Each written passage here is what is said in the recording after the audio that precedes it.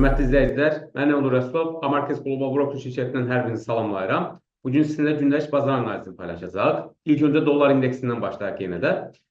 Bildiyimiz kimi bir öncəki videolarımızda da qeyd etmişdik ki, əslində Trump administrasiyasının əsas hədəflərindən birisi dolları ucuzlaşdırmaqdır. Əslində buna müəyyən mənada nail oldular və diqqət etirsəniz, əslində dollar indeksindəki satış siqnalı bizim sistemimiz tərəfindən 27 mart tarixində verilmişdir və həmin tarixdən bu günə qədər dollar indeksi təxminən 4,16% ucuzlaşdı və təbii ki, bu dollarda olan düşüşü eyni zamanda dünən Amerikadan açıklanan inflyasiya rəqəmləri daha da sürətləndirilmiş oldu. Belə ki, inflyasiya göstəriciləri 2,5%, mart ayı üçün illik əsasda 2,5% inflyasiya gözlənilirdi. Lakin inflyasiya 2,4% açıqlanmış oldu ki, bu da Amerikada inflyasiyanın azaldığını göstərir. Eyni zamanda, hörmətli izləyicilər, əmək bazarındakı göstəricilərə də nəzər salsaq, bildiyimiz kimi ümumi işsizlik səviyyəsində Amerikada nisbətən artım olmuşdu. Belə ki, 4,1-dən 4,2%-ə yüksəlmişdi.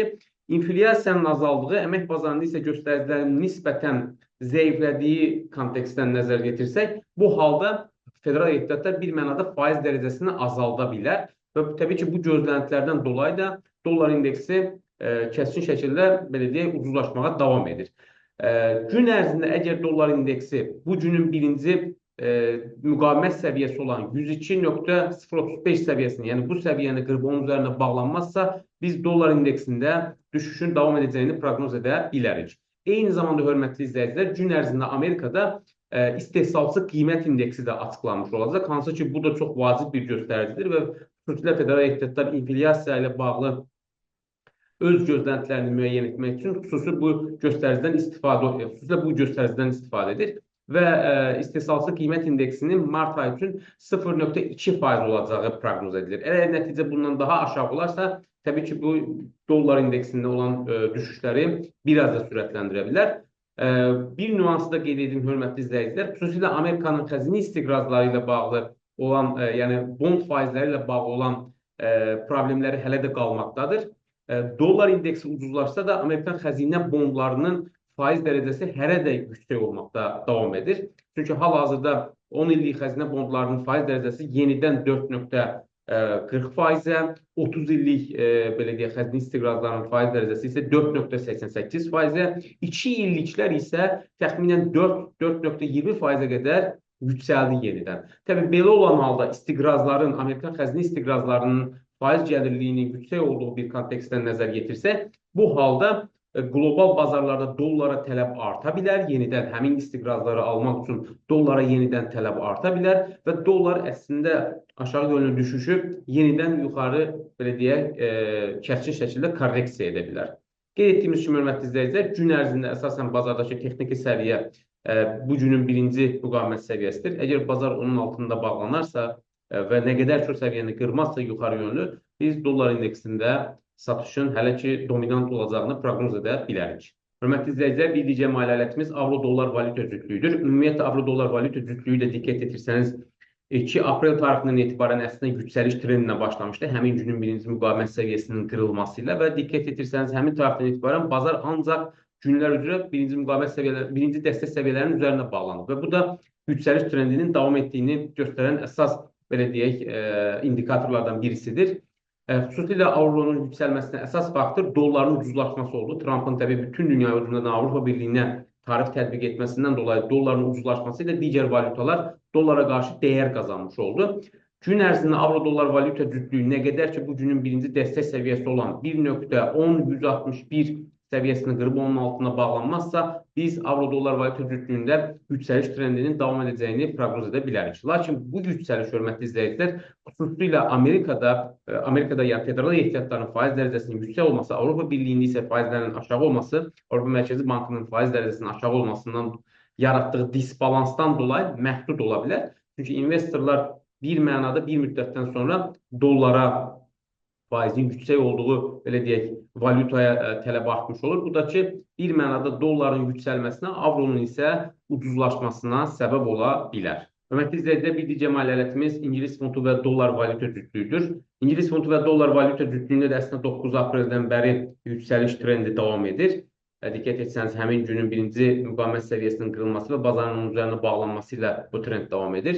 Xüsusilə İngiltərədən bu gün açıqlanan iqtisadi göstərdilər, yəni mart ayı üçün iqtisadi büyüme 0,5% açıqlandı, hansı ki bu proqnozdan daha yüksəkdir. Eyni zamanda sənaye istehsalı 1,5% açıqlandı, hansı ki bu da gözləntilərdən daha yüksək idi və bu da funtu dəstəkləyən əsas faktorlardandır. Gün ərzində nə qədər ki İngilis funtu və dollar valyuta cütlüyü bu günün birinci dəstək səviyyəsi olan 1,28 554 səviyyəsini qırıb onun altına bağlanmazsa, biz İngilis funtu və dollarda yüksəliş trendinin davam edəcəyini proqnoz edə bilərik. Hörmətli izləyicilər, bir digər maliyyə alətimiz Avstraliya dolları və Amerikan dolları valyuta cütlüyüdür. Ümumiyyətlə, AUD-USD-də də eyni zamanda 4 aprel tarixində Trumpın tarif tətbiq etməsi ilə bir mənada Avstraliya dollarında kəskin ucuzlaşma oldu və 4 aprel tarixində başlayan düşüş trendi bir mənada 9 aprel tarixində yenidən yuxarı yönlü korreksiya başlamış oldu və həmin günün birinci müqavimət səviyyəsinin qırılması da bir anlamda AUD-USD yüksəliş trendinə başlamış oldu. Eyni zamanda Avstraliyada inflyasiya gözləntilərinin 3,6%-dən 4,2%-ə qaldırılması da eyni zamanda Avstraliya dollarını belə deyək, dəstəkləyən əsas faktorlardan birisi oldu. Çünki belə olan halda Avstraliya Mərkəzi Bankı bir mənada faiz azaltması ilə bağlı ehtimallar azalmış oldu və AUD-USD valyuta cütlüyü yuxarı yönlü belə deyək, yüksəliş trendinə başlamış oldu. Gün ərzində nə qədər ki Avstraliya dolları və Amerika dolları valyuta cütlüyü bu günün birinci dəstək səviyyəsi olan 0,61431 səviyyəsini qırıb onun altına bağlanmazsa, biz Avstraliya dolları, Amerikan dolları valyuta cütlüyündə yüksəlişin davam edəcəyini proqnoz edə bilərik. Xüsusilə, hörmətli izləyicilər, Trumpın tarif siyasət tətbiq etməsi ilə investorlar bir mənada safe haven dediyimiz, yəni daha təhlükəsiz maliyyə alətlərinə yönəlmiş olurlar ki, bunlardan birisi də Yapon yenası idi. Və belə olan halda təbii ki, Avstraliya dollarından daha çox Yapon yenasına tələbin artması eyni zamanda Avstraliya dollarının ucuzlaşdıran əsas faktorlar arasındaydı. Hörmətli izləyicilər, bir digər maliyyə alətimiz qızıldır və qızıl bir öncəki videomuzda da qeyd etdiyimiz kimi əslində aşağı yönlü korreksiyadan sonra yenidən sərt şəkildə yüksəliş trendinə başlamış oldu. Diqqət etirsəniz, aprelin 3-ündən etibarən 3 günlük bir anlamda aşağı yönlü korreksiya olmuş oldu. Lakin 9 aprel tarixində bazarın həmin gün üçün birinci müqavimət səviyyəsini qırması ilə və onun üzərində bağlanması ilə kəskin şəkildə yüksəliş trendinə başlamış oldu. Və qızılda nə qədər ki gün ərzində bu günün birinci dəstək səviyyəsi olan 3,3105 dollar səviyyəsi qırılıb, onun altına bağlanmazsa, biz qızılda yüksəliş trendinin davam edəcəyini proqnoz edə bilərik. Bir öncəki videolarımızda da qeyd etdiyimiz kimi, hörmətli izləyicilər, hal-hazırda qızılda fundamental olaraq satışlar üçün əsas bir səbəb yoxdur.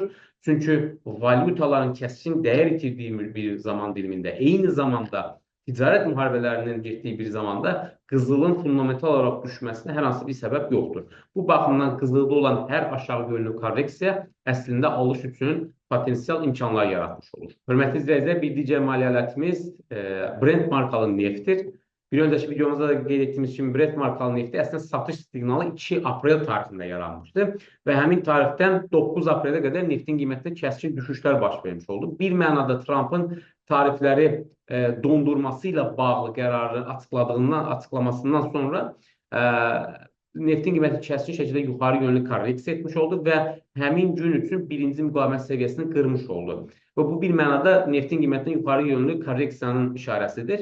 Gün ərzində nə qədər ki neftin qiyməti bu günün birinci dəstək səviyyəsi olan 61 dollar səviyyəsini qırıb onun altına bağlanmazsa, biz neftin qiymətində hələlik yuxarı yönlü qalxışın şahidi ola bilərik. Hörmətli izləyicilər, bir digər maliyyə alətimiz S&P 500 indeksidir. Ümumiyyətlə S&P 500 indeksində bildiyimiz kimi kəskin şəkildə düşüş trendi davam edirdi və hətta Trumpın tarif tətbiq etməsindən sonra 2 apreldən etibarən S&P 500 indeksi təxminən 10%-ə yaxın dəyər itirmişdi. Lakin Trumpın yenidən tarifləri dayandırması və bir mənada bazarı manipulyasiya etməsi və xüsusilə bazarı dibdən alın deməklə bazarda kəskin şəkildə yuxarı yönlü korreksiya olmuş oldu.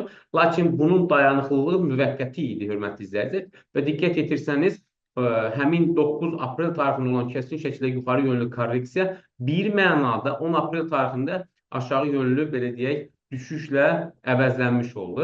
Qeyd etdiyimiz kimi, hörmətli izləyicilər, nə qədər ki hələlik tarif siyasətində dövlətlər arasında bir razılaşma olmayıb və eyni zamanda Amerikanın xəzinə istiqrazlarının faiz dərəcəsinin bu qədər yüksək olduğu bir halda səhm bazarında potensial bir yüksəliş gözləmək hələlik, belə deyək, aşağı ehtimaldır. Çünki belə olan halda, hörmətli izləyicilər, Amerikan xəzinə bondlarının faiz gəlirliyi yüksəkdirsə, investorlar daha çox öz vəsaitlərini daha təhlükəsiz maliyyə alətlərinə yönəltmiş olurlar. Bunlar arasında ki, belə deyək, ən populyar olanı Amerikan xəzinə bondlarıdır.